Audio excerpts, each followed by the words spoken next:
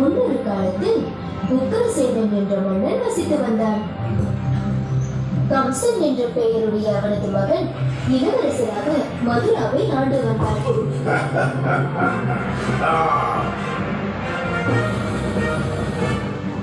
கம்சன் क्रूर புத்தியுள்ள கொஞ்சமும் கருணை இல்லாத கொடூரமானவராய் விளங்கினார்.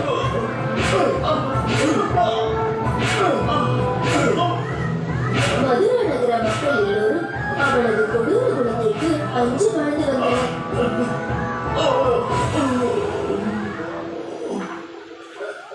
ஆயினும் கம்சன் தேவகி என்னும் தனது ஒன்றுவிட்ட சகோதரியை அன்போடு நேசித்தான். அவள் பணிவும் பக்தியும் உள்ள நல்ல பெண்ணாவாள். தேவகியின் திருமணம் வசுதேவன் என்ற பெயர் கொண்ட நல்லவருடன் நிச்சயமானது. திருமண வைபவம் கோலாகலமாக நடந்தது. எல்லா சடங்குகளும் சம்பிரதாயங்களும் முடிந்து தேவகியும் வசுதேவரும் தேரில் புறப்பட்டனர். சகோதரியை மிகவும் நேசித்த கம்சன் தானே இருவருக்கும் பாதுகாப்பாக தேரை ஓட்டியபடி சென்றான்.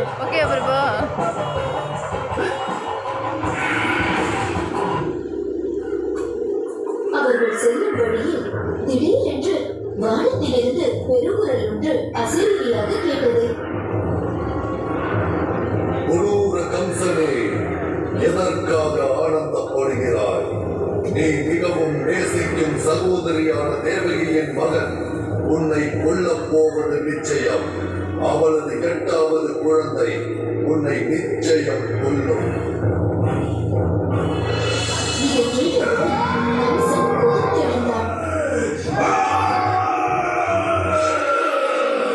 இவளது 8வது குழந்தை பிறக்கும் முன்னரே இவளை கொள்வேன். நீ என்ன செய்ய போகிறாய் என்பதை உணர்ந்தாயா கம்சன்?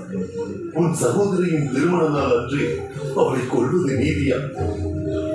நீ அவளை விட்டுவிட்டால் நாங்கள் எங்களுக்கு பிறக்கும் எல்லா குழந்தைகளையும் உன்னிடமே தந்து விடுகின்றோம். தயவு செய்து எங்களை நம்பு கம்சா.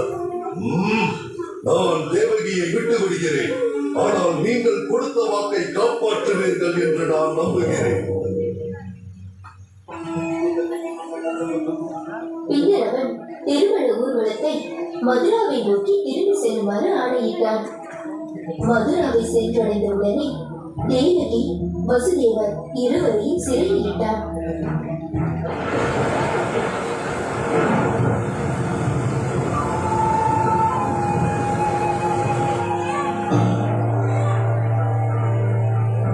ஒரு நாள் கம்சன் அரசவையில் இருந்த பொழுது தேவகி தனது முதல் குழந்தையை பெற்றெடுத்த செய்தி அவளுக்கு எட்டியது.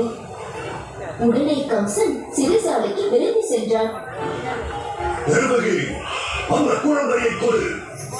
கம்சன் தேவகியிடமிருந்து குழந்தையை பறித்து அதன் 2 கால்களையும் ஒன்றாக பிடித்து தரையில் ஊன்றி அடித்தான். அடுத்த கணத்திலேயே குழந்தையின் உயிர் பிரிந்து விட்டது. இதற்கு பிறகு பிறந்த 5 குழந்தைகளையும் கம்சன் இது போலவே அடித்துக் கொன்று விட்டான். இந்த நேரத்தில் தேவகி 7வது முறையாக கர்ப்பம் தரித்தாள். அவளது 7வது குழந்தை மாயமான முறையில் கோகுலத்தில் வசித்து வந்த வசுதேவரின் மற்றொரு மனைவியான ரோகிணி என்பவரின் கர்ப்பப்பைக்குள் வைக்கப்பட்டது. பின்னாலே இக்குழந்தை பலராமன் என்று அழைக்க பெற்றார். ஆனால் 7வது குழந்தை இறந்தே பிறந்திருக்கிறது.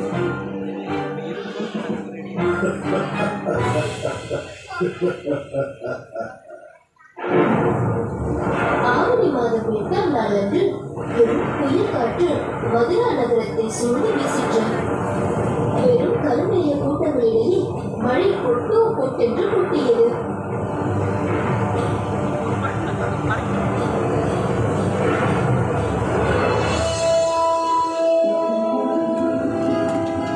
தேவகி 8வது முறையாக கர்ப்பம் தரித்தாள்.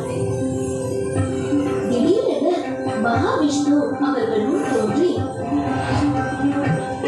தேவகி, வசுதேவரே, உங்களது விருப்பத்தை நிறைவேற்ற உங்கள் இருவருக்கும் மகனாக பிறக்கப் போகிறேன். வசுதேவரே, நீங்கள் உடனே இந்த குழந்தையை கோகுலத்தில் நந்தன் நிலத்தில் வைத்துவிட்டு அங்கிருக்கும் குழந்தையை இங்கே மாற்றி வையுங்கள். இவ்வாறு கூறிவிட்டு மகாவிஷ்ணு மறைந்து விட்டார்.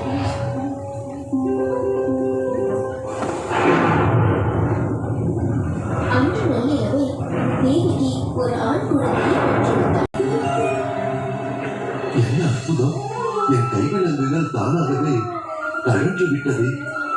தேவகி, குழந்தையை சீக்கிரம் கொடு. நான் உடனே கோகுலத்தில் உள்ள நந்தன் இல்லத்துக்கு எடுத்து செல்கிறேன். வசுதேவர் புறப்பட தயாரான போது சிறை கதவுகள் தானாக திறந்து கொண்டது. சிறை காவலர்கள் மயங்கி விழுந்தார்கள். பத்திரமாக குழந்தையை ஒரு கூடையில் வைத்து கவனமுடன் தலைமையில் சுமந்து சென்றார் வசுதேவர்.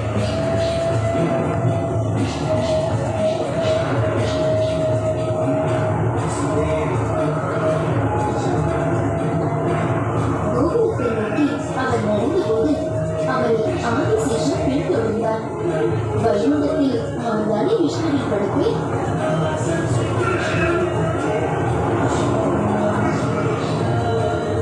வசுதேவரின் தலையில் இருந்த கூடையின் மேல் தனது படத்தை விரித்தபடி தொடர்ந்து வந்தார். யமுனா நதியின் கரையை அடைந்தார் வசுதேவர்.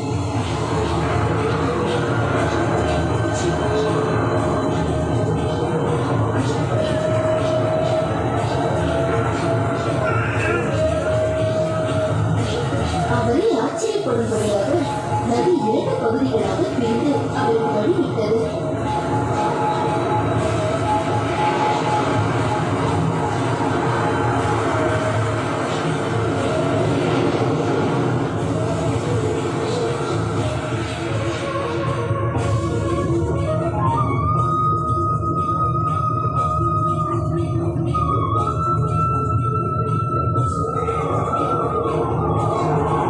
வசுதேவர் கோகுலத்தை அடைந்தபோது நந்தனின் மனைவி யசோதை ஒரு பெண் குழந்தையை பெற்றிருந்தார்.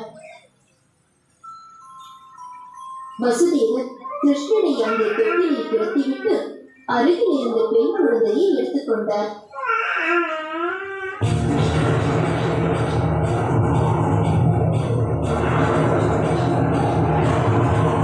அந்த பெண் குழந்தையுடன் வசுதேவர் சிறைசாலைக்கு திரும்பி சென்றார்.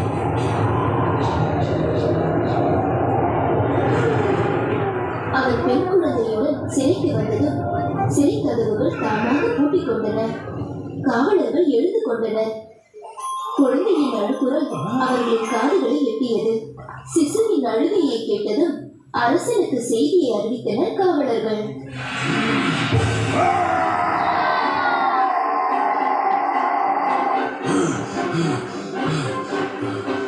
தேவகி, குழந்தையை கொடு.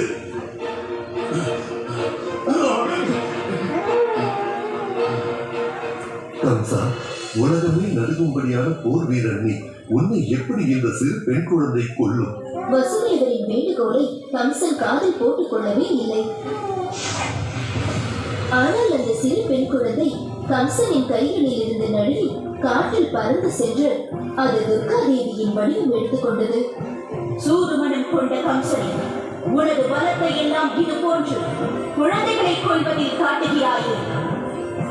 தேவகியின் மகன், உன்னை கொல்பவன் இப்பொழுது கோகுலத்தில் மிகவும் பாதுகாப்பாக உள்ளான். தக்க நேரத்தில் அவன் உன்னை தேடிக் கொள்வது உறுதி. உன்னுடைய பாவங்களுக்குரிய தண்டனையை நீ அடைந்தே தீருவாய். இவ்வாறு கூறிவிட்டு துர்கா தேவி மறைந்தாள். திகைத்து போன கம்சன் பயத்துடனே வாழ்வை தொடர்ந்தார். வசுதேவரும் தேவகியும் மகிழ்ச்சியுடன் இருந்தனர்.